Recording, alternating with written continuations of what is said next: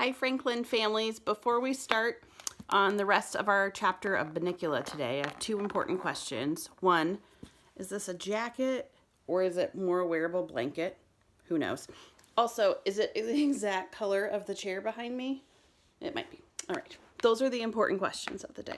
All right, we're going to continue with Bunnicula. If you remember, we are on chapter 3, is it? Is it 3? Yeah, 4. No, I was wrong. It's 4. A cat prepares, and we're going to finish the second half. And I will pick up a couple sentences back from where we were yesterday. So, he said quickly, remember the note around his neck? What language was it in? Remember, we're trying to figure out what is going on with this Bunnicula little bunny.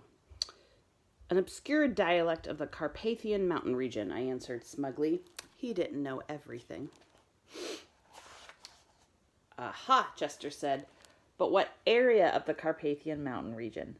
Area? What's an area? I looked at him blankly. Transylvania! He cried triumphantly. And that proves my point. What point? What are we talking about? And don't forget the white tomato. That's most important of all. But what? This book, said Chester, disregarding me, tells us just what we need to know. What? I practically screamed. What does it tell us? What does this book have to do with Bunnicula? What are you talking about? What's going on here? I can't stand it anymore. Chester regarded me coolly. You're really very excitable, Harold. That's not good for your blood pressure. I put my paws around his throat. Tell me, I said in a low, threatening voice, or I'll squeeze you till you pop. Okay, don't get upset. Now this book tells you everything you've always wanted to know about vampires, but were afraid to ask. Personally, I had never wanted to know anything about vampires, but at the moment I was afraid to tell that to Chester. I still don't understand what vampires have to do with our little furry friend. 1, said Chester. Vampires do not sleep at night. They sleep only during the day.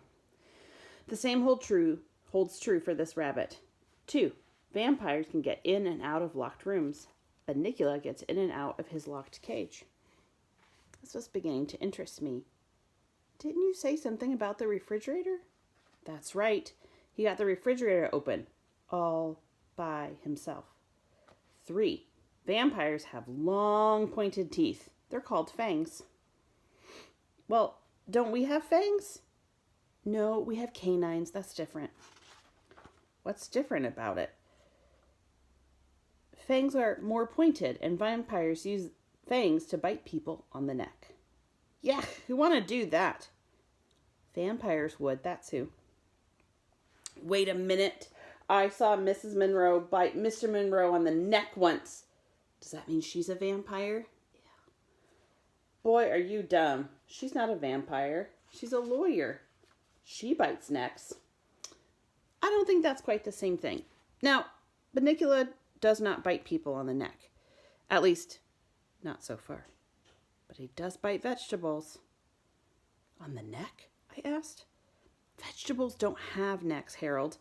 Vegetables are like that. It's like dogs. Dogs don't have brains. Dogs are like that.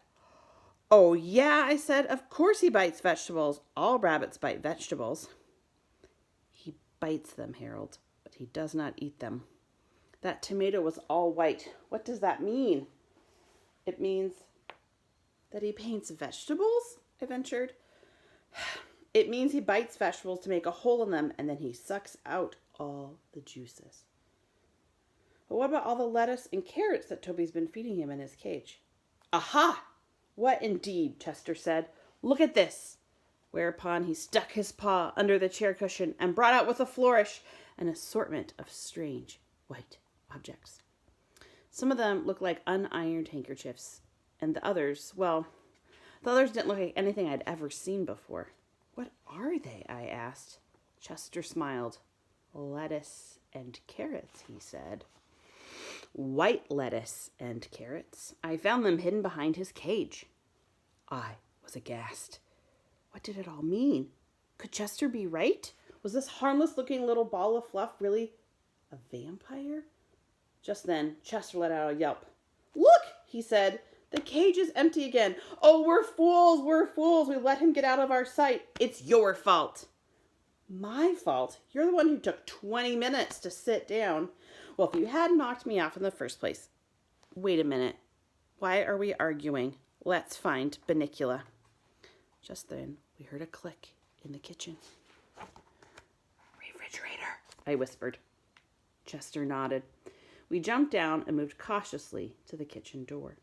Shh, Chester warned unnecessarily as we crept along. Don't make any noise. We don't want him to hear us coming. Obviously, I retorted.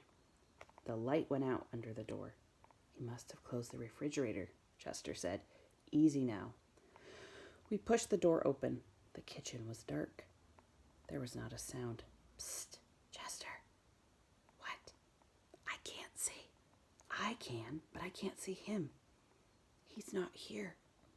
There was a soft scamper across the linoleum, and we turned just in time to see a little white tail bounce out the door into the living room. Drat, we've missed him. Come on, Harold. Let's see if we can catch up with him. Chester started toward the door. Wait, Chester. What's that on the floor by the refrigerator? He turned. This new object interested him more than following Bunnicula. Watch out, he said. I'll take care of this.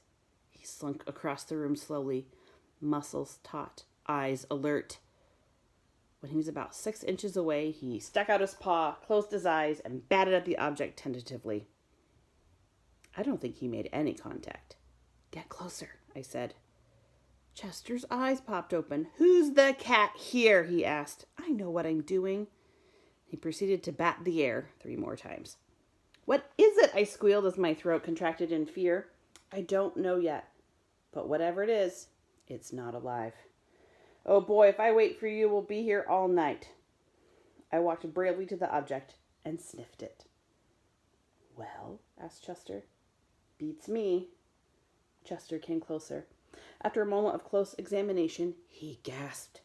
I jumped. I could feel my heart pounding in my chest. Harold, Chester blurted. What? What? It's... Yes? It's... What is it, Chester? It's a white zucchini. And there's Chester and the white zucchini. And that's the end of our chapter. Our next chapter is chapter 5, and it's called Chester Goes Into His Act. We'll find out more tomorrow. Bye, everyone.